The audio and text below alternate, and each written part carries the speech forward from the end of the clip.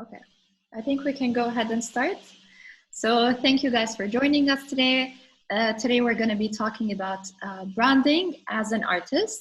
And of course, we all know that, cohesive branding is very, very important to any artist's successful career, because that's how people get to see your work and remember you and your work as well. Especially with the resources or online platforms that are available now, it's become increasingly accessible for any artist to have a set or a package of branding, but it's also more demanding for artists to have their own branding as well. So good branding, it reveals the artist's identity, it reveals their style, their interests, their personality, and it helps, like I said, it helps people remember them. And it can sometimes come as design-based elements such as logos, websites, portfolios, but it can also come personality-wise. So the way you dress, the way you speak, the way you present yourself as an artist. So this session is gonna explore the storytelling behind branding, what are the different elements that you need to have, and how you can navigate the different platforms. And today we have Lajin الفرج, and she is the co-founder and creative director of ثيردس Design Studio and founder of Akwan.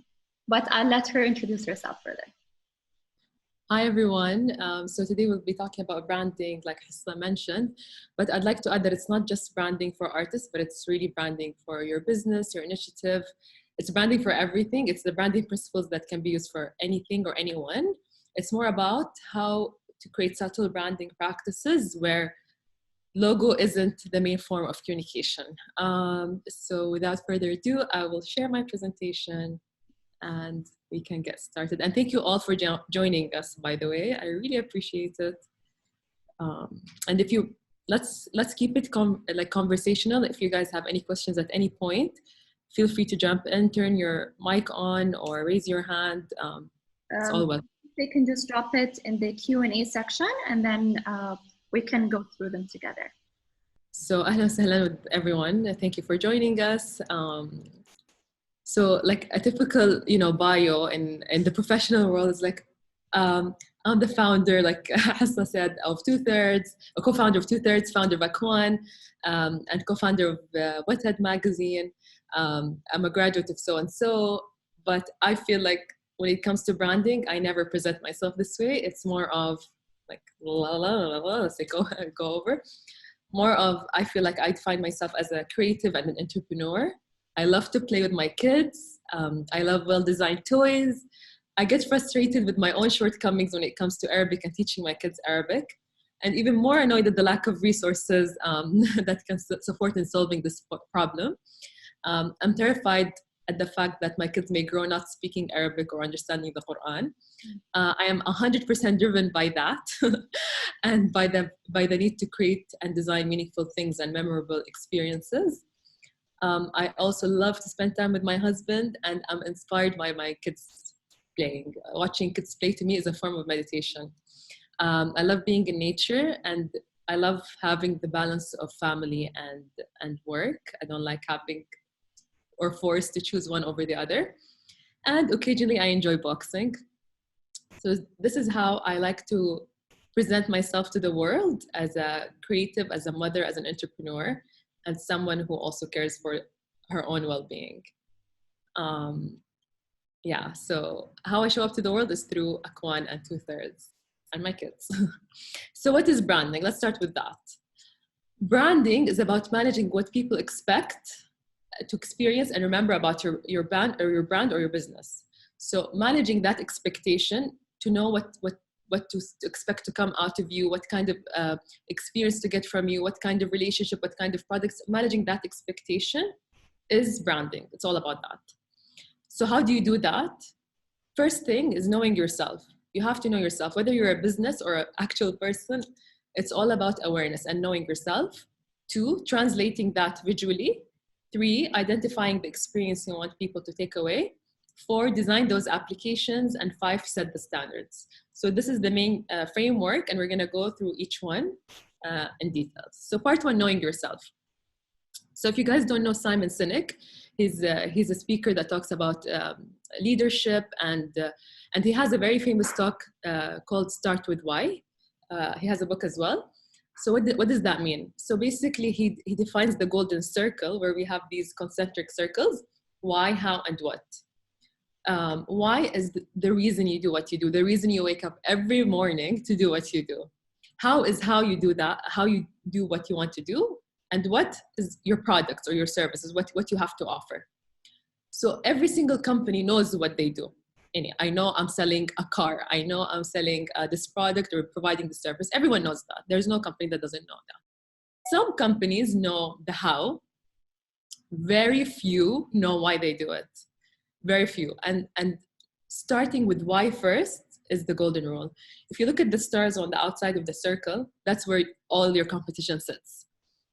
If you only focus on your what, you will be competing over reducing your prices or getting some nicer offers, because even if you have an amazing product and you just focused on your what, someone else will come and copy that product, most likely than not. And if you're competing purely on that level of what, then guess what? You don't have much to offer. Then you're going to have to compete with price. So it doesn't develop loyalty with your customers. It doesn't develop meaningful relationships. On the contrary, if you start with why, you actually develop long-lasting relationships. You will develop sneezers. And what we mean by sneezers are like fans that will spread the word, that will result to word of mouth marketing. Sneezers are the people who stand in line at the Apple store when a new product comes out. Sneezers are fans that will travel across the country to watch this band.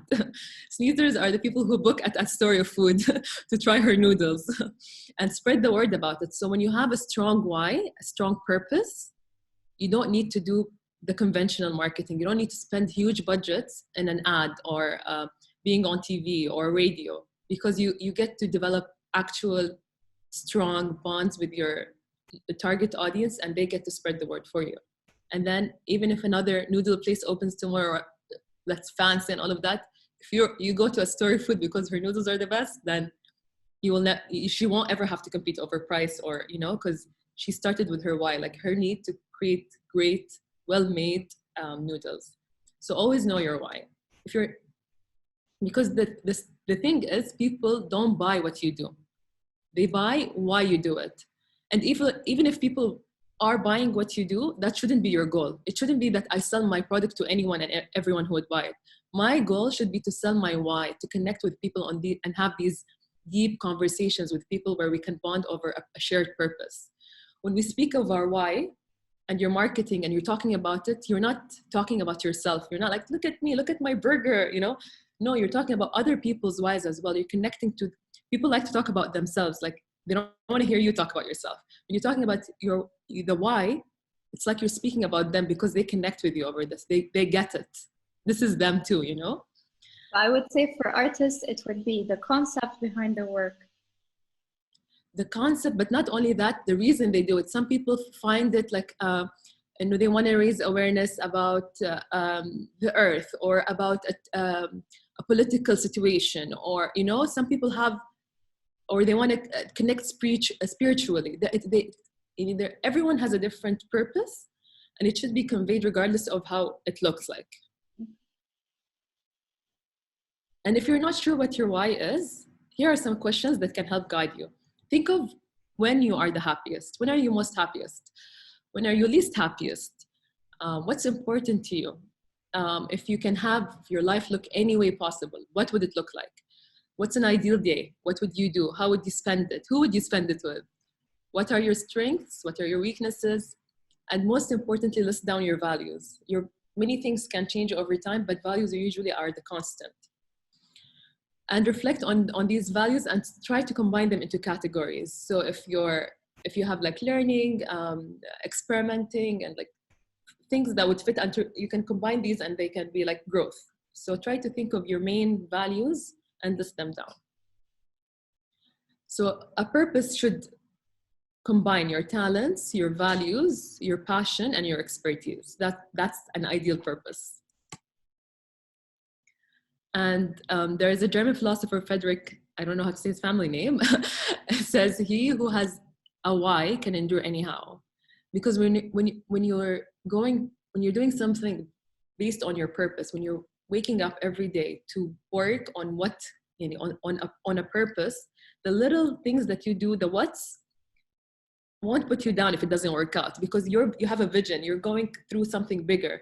And you're also open to new routes that might open up during your journey. Maybe you open up to something else that can lead you to fulfill your why even better. So it becomes more about the journey and about living that why and showing up to solve or to contribute to your why. Also, when you have your why, as I mentioned, you connect and build a tribe. So you really connect with people over a shared why, a shared purpose. You build authentic relationships and create a tribe. So there's no better marketing than when you start from an authentic space. When you know your why, you can also start to think of your market position. And I like to think of so what's a market position? Market position is how you sit against your competitors. With all your competition in one box, how do you sit between them? Like, how will your customers identify you in respect to your competition? And I like to think of a marketplace as a parking lot. So you're in the mall, there's a lot of parking spaces. Are you gonna fight over that one parking spot like that's right in front of the door and like all the cars are fighting to get it? Or would you find like one that's a little bit like on the side and it's free and it's easy to get? So it's the same thing when it comes to market place, because when people try to be the same thing in the market, let's say we all want to be the fastest fast food, the drive-through restaurant. How would my customer differentiate one over the other? Like, why would they choose you over the other than convenience, let's say? You want people to drive to you. So in order to do that, you have to find a unique market position for you that fulfills your why.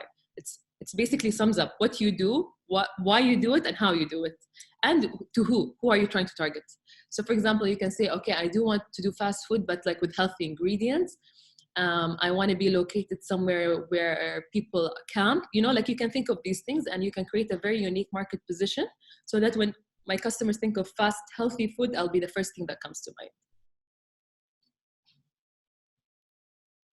So when you find the right focus and create a powerful message and a powerful and resonant message, you'll find that you don't need to think about marketing in the traditional sense.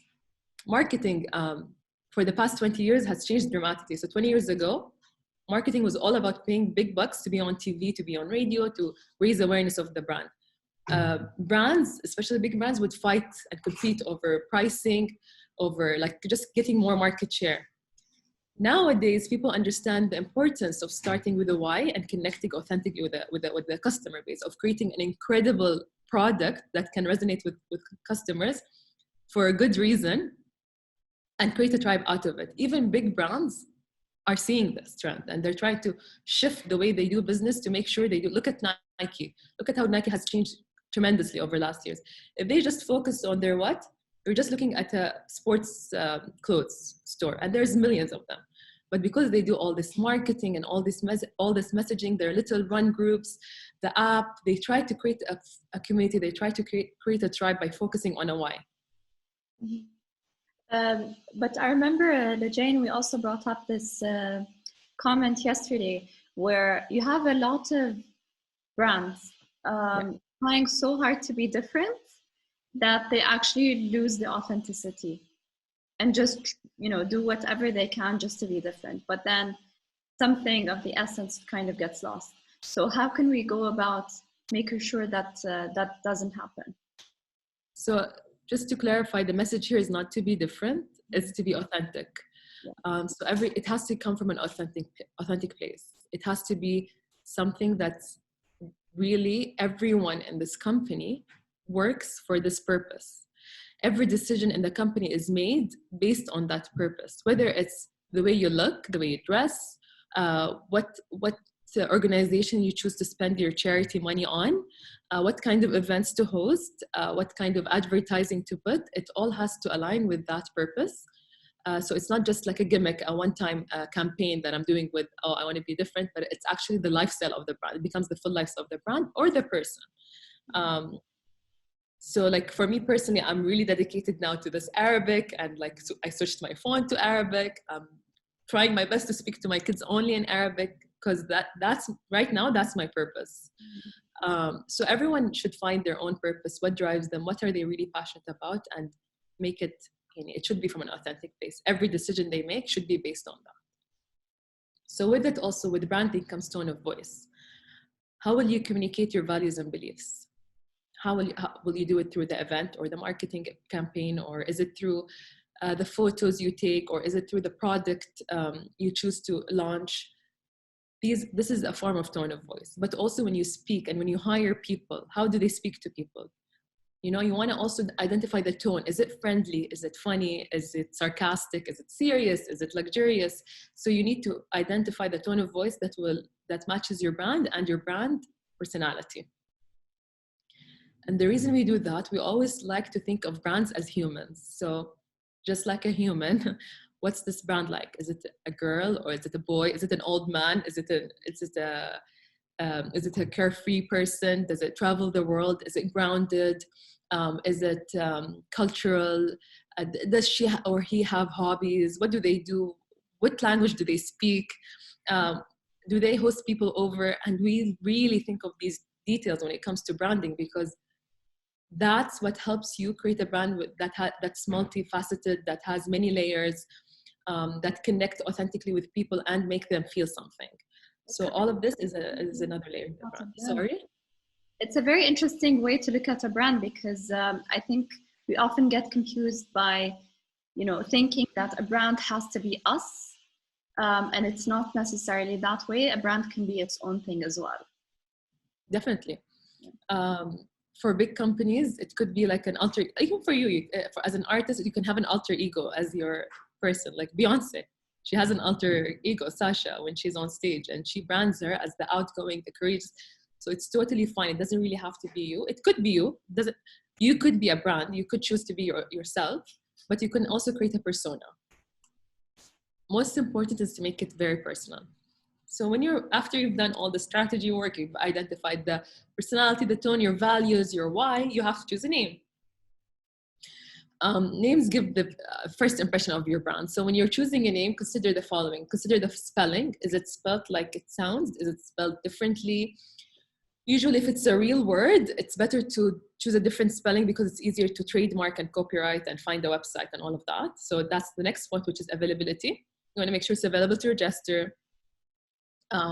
When I say it, people don't remember another brand or another person. You want to make sure it's you can own the name. You can also think of, is it a real word or a made up word? Is it one word or more? What language is it? Is it Arabic, English, or other language? How many syllables does it have? Of course, there's a whole science that goes into naming, and some like one syllable versus two, rhyming versus not rhyming. You can go crazy. Can you register it? Is there a social media handle? Is there a website domain? Ideally, you should make it consistent. So like if, like for us, ثيردس.ae is the website, ثيردس.ae is also Instagram. Same with Akwan. Akwan.me is the website. Akwan.me is our Instagram, our Twitter, everything. So it's easier for clients to find you and know where you are. And I would say, even like if your work is product-based, think about how it's going to look on the product. Yeah. Which is something I also do, because I work with clay. So I always think about like how my logo is going to look like on the clay itself.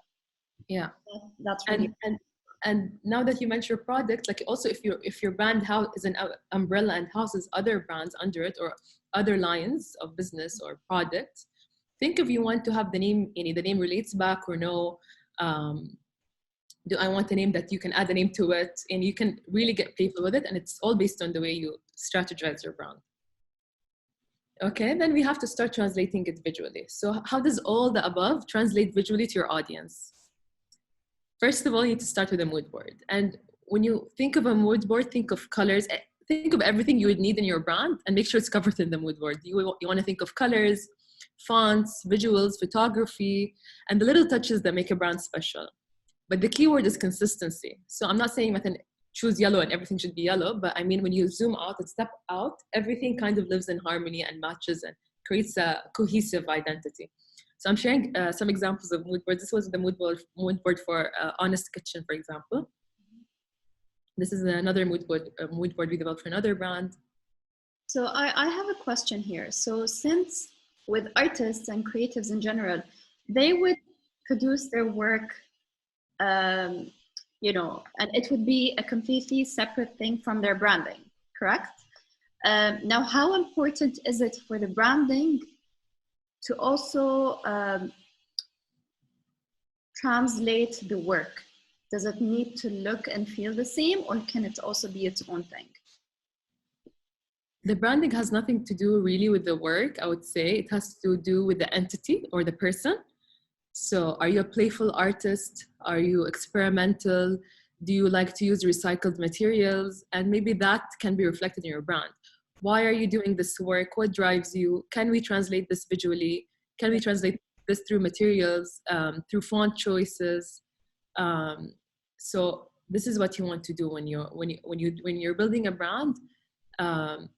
Maybe I would think of how you package your artwork is important. So when it comes to the medium of the art, how you want to package it, then the work is important.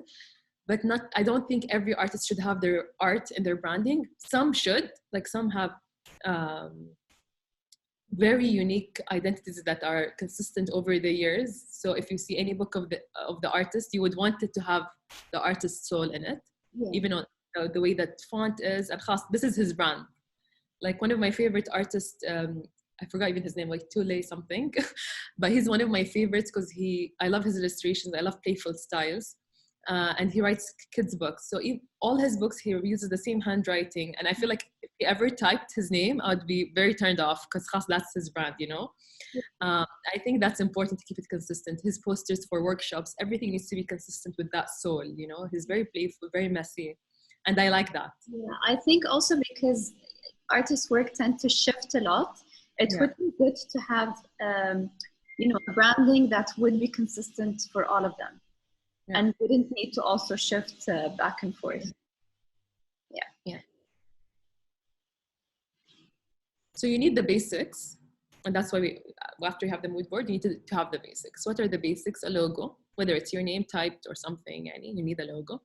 You need the colors that's associated with your brand. You need the fonts, and you need the visuals. So when it comes to the logo, you can think: do I want a logo type? Is it a bilingual logo type? Is it English, Arabic? What's if it's bilingual? What's more important, the Arabic or the English? Is it equally important? Do I want an emblem? Do I want a logo mark? Do I want a dynamic logo that keeps changing with different fonts? That's your decision to make. And then when you think of colors, identify your medium. Where will my colors show? Is it going to show digitally? Is it only digital? Is it only print? And the reason we need to know is because the colors that show in digital are very different than print. And so we need to be aware of consistencies. Is the color shown through a product? And that's fine as well. Like maybe the textures of your clay is your color and it can be shown through photography, for example. Some people like to just show photography and you feel like they have a certain color aesthetic when it comes to their photography, and that's fine. And some people choose materiality. So like the roughness of materials, textures of nature, whatever it is, choose your set of colors, how you want to translate it, and make sure it's consistent in your brand. And I remember you also mentioned something very interesting here yesterday.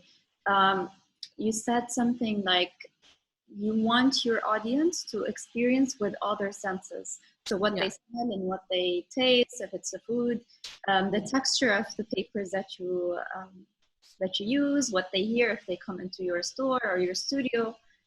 And I found that very interesting. Yeah, definitely. Like when you're branding, you want to tickle all the senses, and we'll get to that at a later part of the slides. But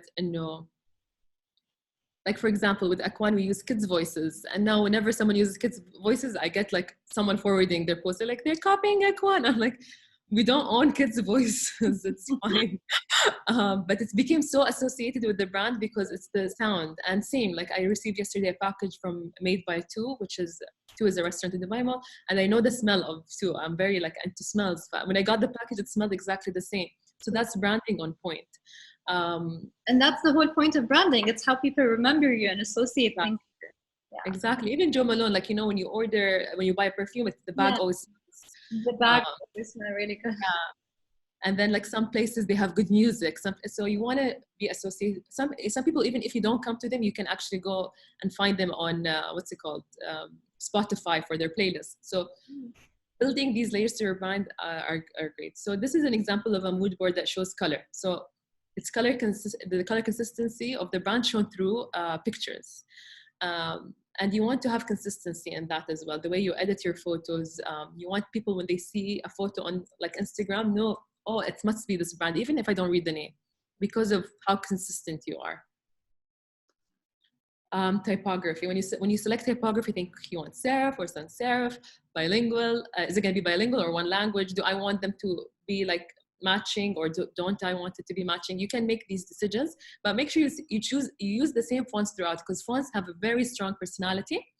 Keeping it consistent is very important, and it can be confusing if I find you using Courier in one and then Times New Roman and then Helvetica. Like, you want to make sure even if you mix and match, it's consistent. I'm using these fonts for these things, and so that's my system. And where would these fonts necessarily be used? Because they're not really, we might be talking about a photographer or a painter. So yeah, where would they apply this? So for now, we have to have the basics. Mm-hmm. The next step will be identifying the touch points, which will differ for each person. Yeah. But like for a photographer, it could be in the invoicing and my presentation and my email and my signature. So first you need to have these basics. And when you identify your touch points, you can select where each one goes. So yeah, invoices, website, there's so many uses for it. Okay. So this is like a typography treatment. So even when you choose a font, think of the treatment you want to have. So these are the treatments we had for Honest. We used it for their menu, like announcing it, it's the April menu. The Nutella, it's the same treatment, that jiggly font. And even though the font is a very normal, natural font, but it's the way we treat the font is what differentiates it for this brand. So that's typographic treatments. So you can customize your brand by choosing a treatment that's special. Do you outline your font? Do you make it big? Do you make it small? Is it bold? Does it sit in an arch? Is it handwritten? So these details can be customized to you. And for example, for Akon, this is how we have our typographic treatment. It's like handwritten, and it's usually sitting on like a curve or a circle. And it's just part of the brand now. It's attached to the brand. And then visuals, choose your visuals. Is it going to be illustrations? Is it going to be your photography? Is it going to be collages, patterns, details, characters, shapes, whatever it is? Start playing with it, experiment, see what works based on your mood board, based on your personality and tone, your why, everything. And make sure it's a library that you can keep adding and removing to. This is a very like fun element, layer to your brand. And you want to make sure it's possible for it to grow, and so this is like, for example, part of the visual library we did for Surround, the restaurant in Riyadh, and we created characters. We even created new characters so each character kind of has a personality with different menu items and preferences, and when there's new menu items, we create new characters. So this family is able to grow, and we have a system for it. So it's always good to have all of these elements ready at hand, even though if you weren't necessarily going to use them immediately, correct? Yeah. So these were developed before we knew how exactly. We even have much more to it. We have like little delivery person in rollerblades. We have like someone drinking milkshakes. But it's good to come up with a system. We knew we wanted a doodle system for them, for example. Even like it says, hey, there with a doodle style handwriting. So you can come up with the visual direction. And then you want to identify the experience. How does all the above translate experientially to your audience? So what we mean by that is basically identifying, first of all, the points of interaction. Where will my customers or clients or audience interact with me, my brand? Is it on my Instagram page? Is it on my website? Is it in my restaurant? Is it in my studio? Is it on my online shop? Do they receive packages when they order from my online shop? So these are all touch points. Even if you have your own driver delivering your stuff, the way he talks and presents himself when dropping your art or dropping your product is part of your brand. So he needs to be able to pronounce your brand right. He needs to have the right greeting. He needs to have the right uniform or dress code. He needs to smell right, you know? So you want to make sure you identify these interactions, and based on that, you create the experience. You have to reflect your why and your personality in these little touch points. What kind of people are you going to hire? In my restaurant, when I come, my touch point is a restaurant, so I want to make sure the whole experience is curated. The waiters are in line with my brand. Do they have the same hobbies, interest in whatever I do? Do they care about the environment like I do, like our brand does? Do they have a sense of humor? Are they social? Our brand is social, so I think I should hire social waiters. How can I make it even more, add a more social element, since my personality as a brand is social? Maybe I can welcome the guest with a cold drink, because that's what us Arabs do, like when someone comes to our house. Yeah. So you can curate these experiences, even on your website, like maybe a pop message says hello and like la la la la. Or when someone emails you, the way you respond, these are all you curating your experiences and reflecting your own tone, your own personality and tone to the brand. It's interesting how branding can extend very, very far. So it's not just, you know, something printed, a business card or a logo. You know, it extends to the way people experience your service or your work. I also want to go back a little bit to the why when you spoke about it, because you also mentioned that you want people to know your identity, your personality, your message, your vision, your mission. But should we communicate everything, or should we also keep some things private and mysterious? I think we all should have, again, it depends on the brand, but the way you present yourself, your actions, your tone, your brand experience should communicate your values. People should tell what your values are without you having to write it down and them reading it on your website. That's the last thing they should do. They should be able to sense it through the whole experience. Also, your purpose should be communicated through because let's say you care about the environment, then everything in the store is recyclable or recycled already. You're part of a recycling program. You can communicate that. You can host events like beach cleanup. You can share facts about the environment and what's happening and the oceans. And so you should communicate that, because that's when you start connecting with your community. You can host workshops, talks, attend workshops and talks, or even sponsor them if you're a big company and you want to be associated with these things. So yes, your purpose should be communicated. How you communicate it is the how. So your why is you know it, and how is figuring it out. Is it through community efforts, charity programs, Instagram posts, casual talks, little initiatives that I do as a brand, how I choose the products that I sell, or yeah. And also obviously branding communicates who you are, yeah. Right? But can it also communicate who you're not? For example, if there are any limitations, like this is something that I would absolutely not work with. So how do you go about communicating that? And is it allowed? Yeah, so one of the questions in knowing yourself is knowing what doesn't make you happy. Yeah. So knowing what you don't want is it's just as important as saying no is also being on brand. Saying no to things that will dilute your brand or go against your values. For example, if you're a very, again, I'll go back to the environmentally friendly comment. If you're a very environmentally friendly brand and a water bottle company comes to you and they're like, I don't know, like design the water bottles, or can you please put this and we'll pay you in your store, you know? And if you put that, then you're going against your brand and your why and your values, and you're not being authentic. You should be like, no, even if you make more money in the short term, you have to think of the long-term gains. Like long term, I will build authentic relationships. I'll be able to, I'm staying true to myself, and it goes a long way. So definitely knowing your don'ts is just as important as knowing your do's.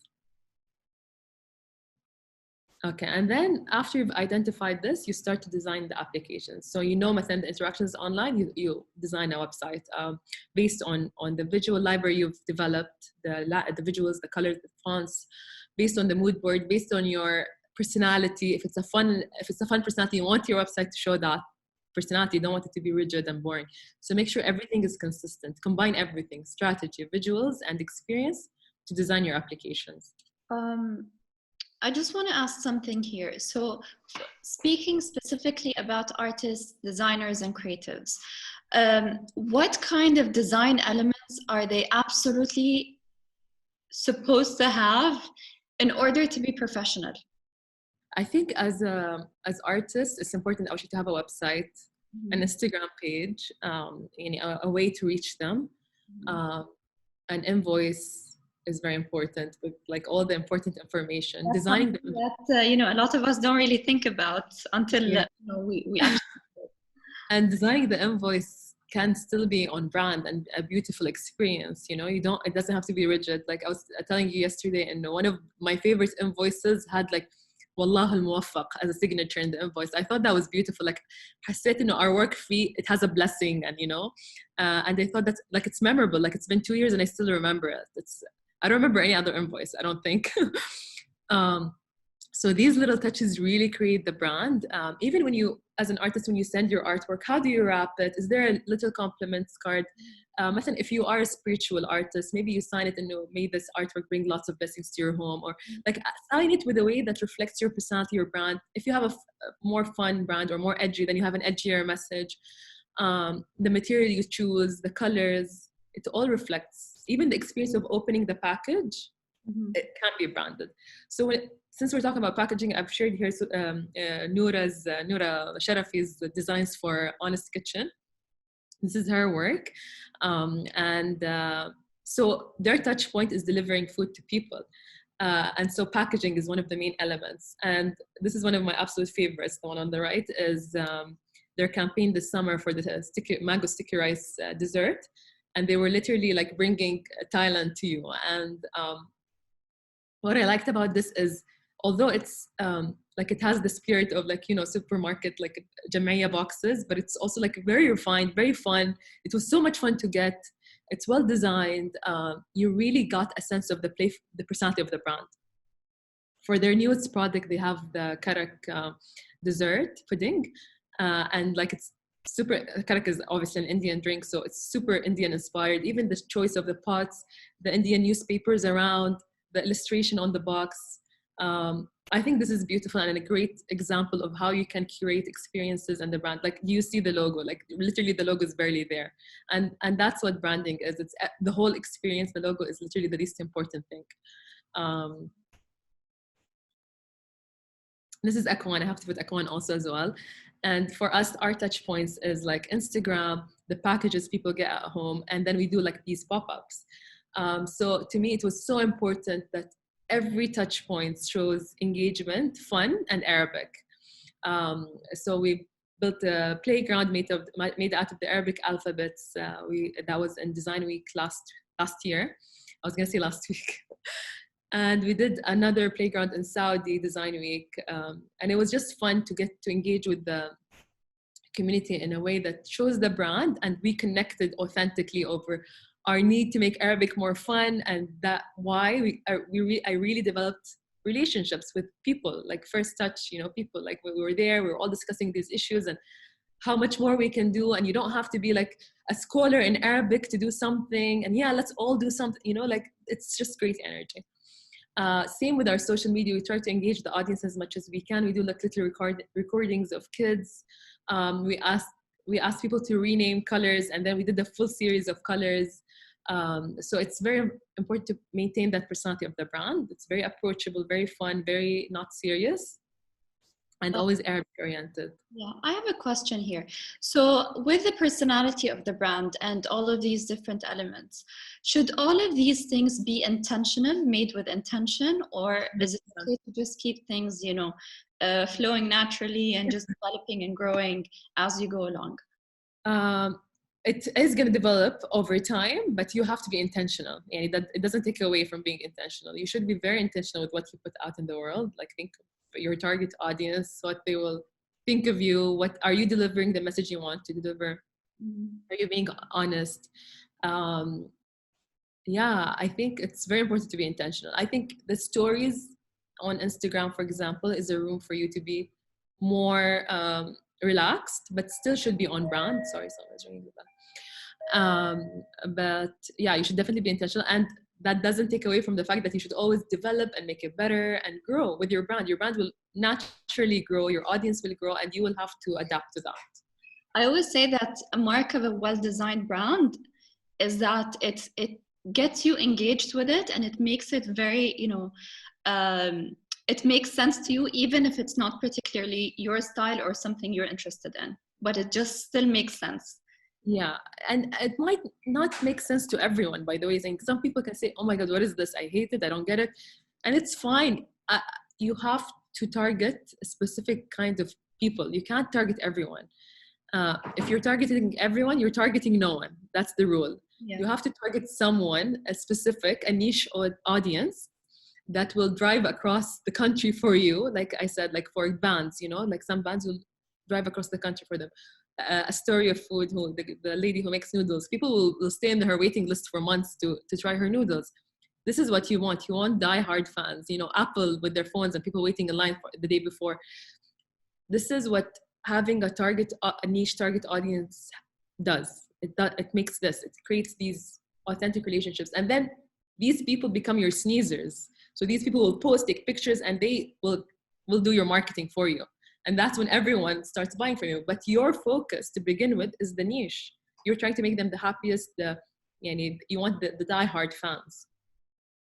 So this is another way to curate experiences. We did this for one of our clients, where, like, for example, we want to create positive vibes and like very honest messaging, like brand.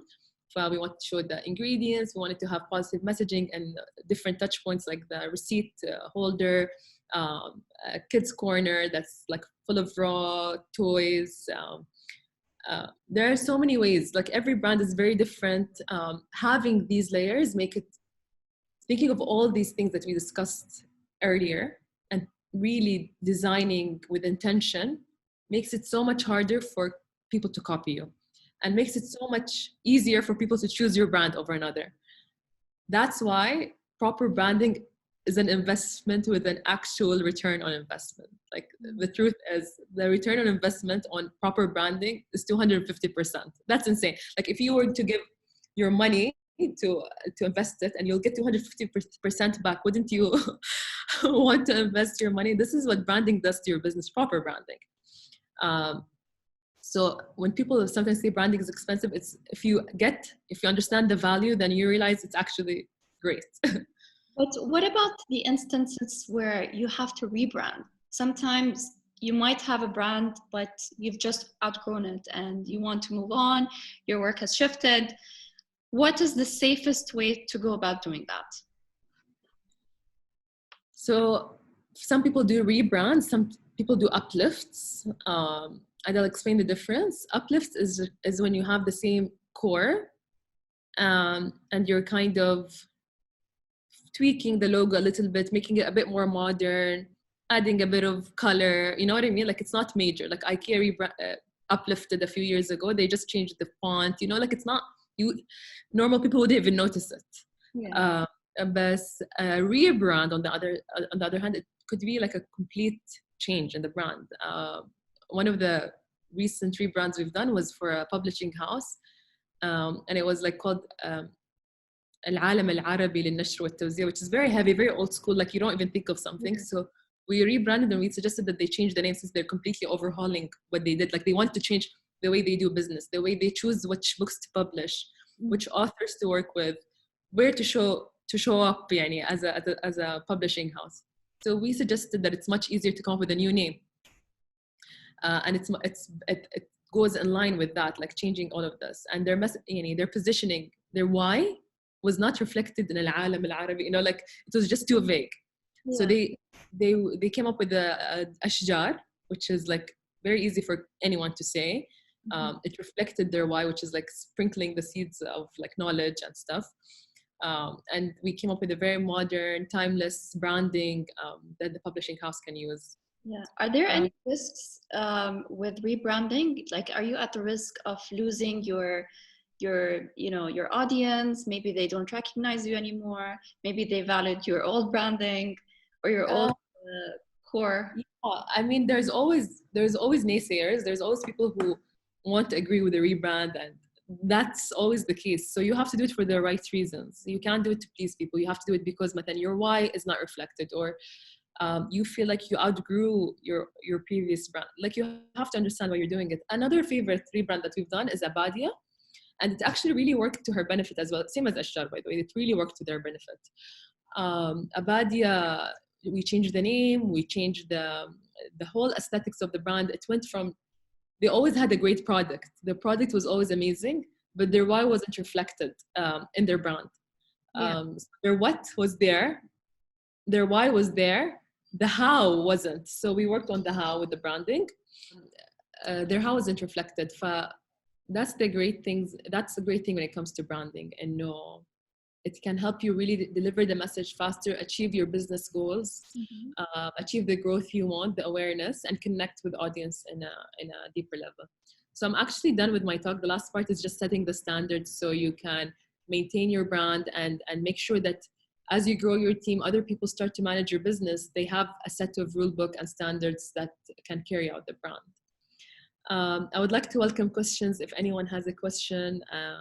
Yeah, so feel free to drop your questions or comments in the chat or in the Q&A box. I actually want to touch on a point, which is online platforms. You have all these different online platforms, and obviously branding now is, it's much heavier than branding 10 years ago or 20 years ago. You have to have specific, branding for your website, whether it's a portfolio or a blog or social media as well, like if you have a specific layout or color scheme or grid. So what resources are best to use here for an artist or a beginner who's not necessarily, a commercial brand? They'd like to brand themselves and their work. How can they go about doing that? Like, do they need to hire a designer to design all of these things for them? Or what's the easiest way for them to do that themselves? I think if they're creatives, then maybe they don't need a designer. Consistency is the key. Like, if they can stay consistent, actually starting by knowing themselves, really getting to know themselves. What do they like? Go through mood boards, pictures, start to collect images that you like, put them all in one place. Out of it, you can see what colors attract you, what colors you want to use to reflect you, reflect your brand, the fonts. Then start to choose them and make sure you use them consistently. Reem Saleh says, any tips for always staying in touch with your values and not getting distracted by others' work or trends? Yeah, so values are actually the one constant. So if you dig deeper, sit with yourself and really listening within, what's the most important thing in my life? It could be your health. It could be your relationships.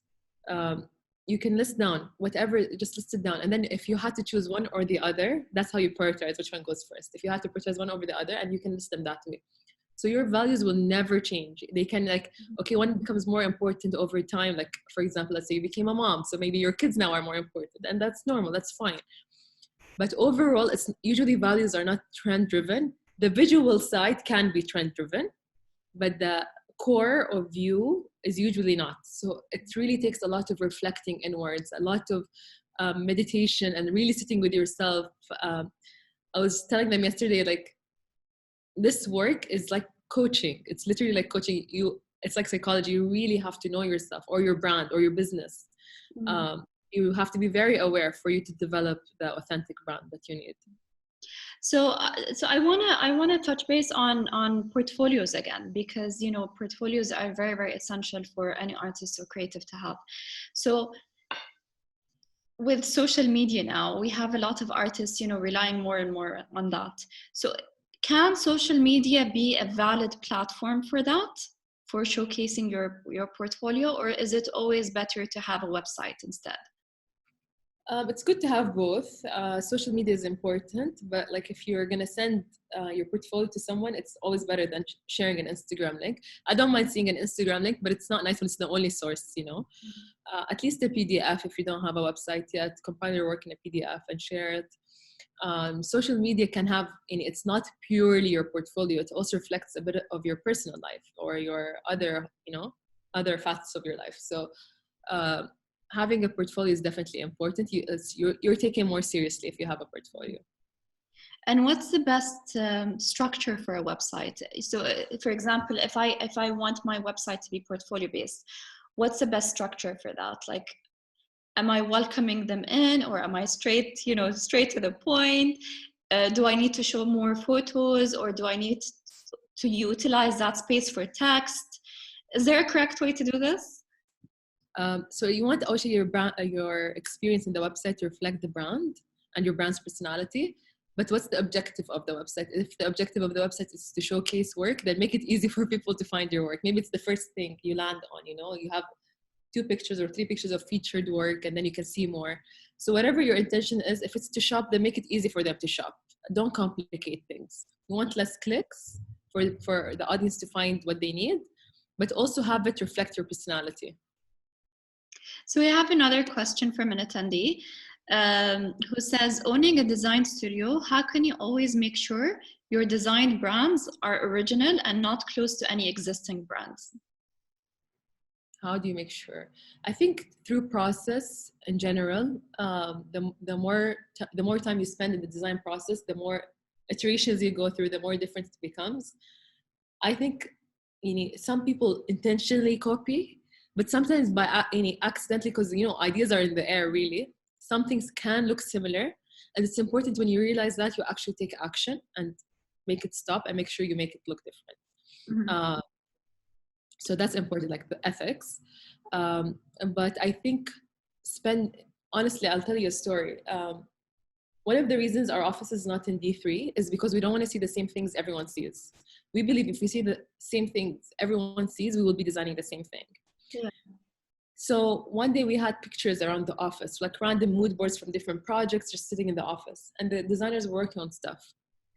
I was like, I've seen this. The work they had, I've seen this. And we were looking around, and they were like from photos. They didn't even notice. Like there were small photos around the office, but your mind, your subconscious picks it up. And so we're like, oh my God, that's crazy. And we weren't even looking at this mood board, but somehow it translates because our mind literally picks everything we see, and it's in our subconscious and we're not aware of it. But just this process of reiterating and changing and brainstorm sessions will help refine the brand. Yeah, and I would also add, like, if it was the other way around, where your work was being copied by someone else, when you have a very strong brand and people can recognize that, you don't have anything to be scared of, because people will immediately be able to tell. Yeah, and I've gone through similar instances, so it's always good to have very strong branding for that reason. Yeah. So if there aren't any more questions or comments, I think we can end the session here. Thank you so much, Lejane, for your time and for this wonderful presentation. It was really, really interesting to learn more about branding, and not just branding in the sense of, logo and business cards and all of these like very standard things, but also, how to carry yourself and your personality in alignment with your brand and your work as well. So I hope everyone here got something to benefit from, and hopefully we'll see you guys in the rest of our public sessions. Thank you and good night. Thank you all for attending. Bye. Oh, come to the Entrepreneurs Brand Club, by the way, at 9. I'll put the link in my bio. Yalla, bye. Bye, guys. Good night.